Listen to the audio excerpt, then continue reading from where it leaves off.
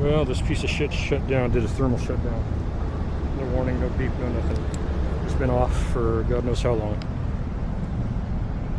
Absolute piece of garbage. This is the Insta360 X4. It is a very cool day. There's a nice breeze.